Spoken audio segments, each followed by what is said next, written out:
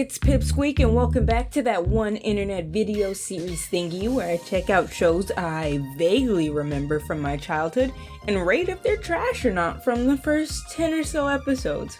That being said, I have an important quandary, and that is, do you remember The Secret Show?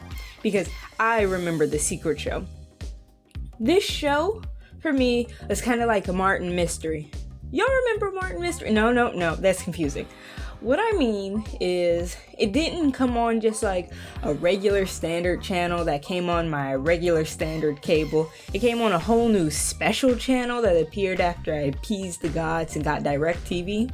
For those of you who don't remember The Secret Show, let's get into it.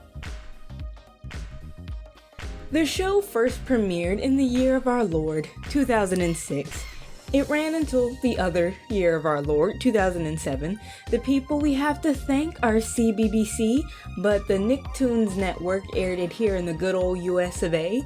I rewatched the first 10 episodes of the show, in those 10 episodes, I was able to figure out that the basic premise is following the exploits of two super secret agents, Victor Volts and Anita Knight.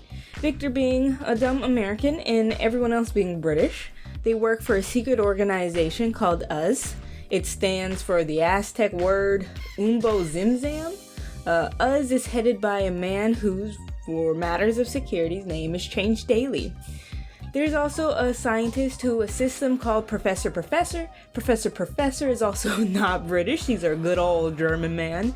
Then there's Agent Ray. He's in charge of stuff out in the field or something like that. I don't know, don't quote me on that. They primarily fight against a hostile group called Them, aka the Horrible Evil Menace. That one's headed by a lady named Dr. Let me tell you, she freaks me out. Her teeth move when she talks. It's awful.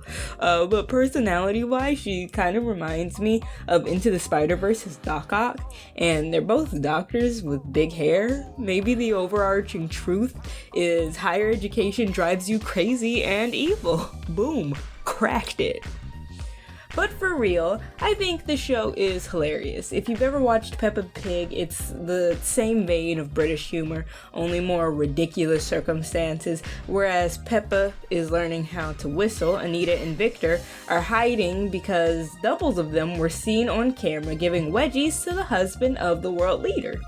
Each episode starts with a unique segment of another fake show called The Fluffy Bunny Show, where the host, Sweet Little Granny, tries to sing us a song and Agent Ray and his crew of Neanderthals come through and wreck her set because they need the time slot. It's glorious, it's funny, it's charismatic. The Secret Show may be the single best piece of media Britain has ever produced.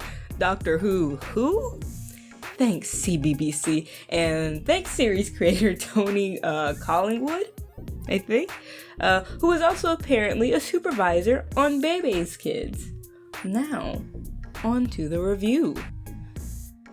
If you couldn't tell, I absolutely adore this show. It's the perfect mix of ridiculous antics and understated jokes. Have you seen Airplane?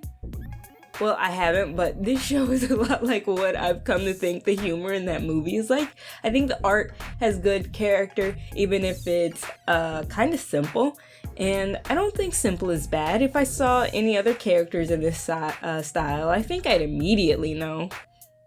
Another pointer, I unironically think the theme song is a friggin' bop, my dudes. I mean, just listen. Boom! Boom! Boom! Sorry, sweet little granny, but we need this time slot urgently. Clear? Clear! Clear! Clear! Clear! Dive! Dive! Dive! Run The Secret Show!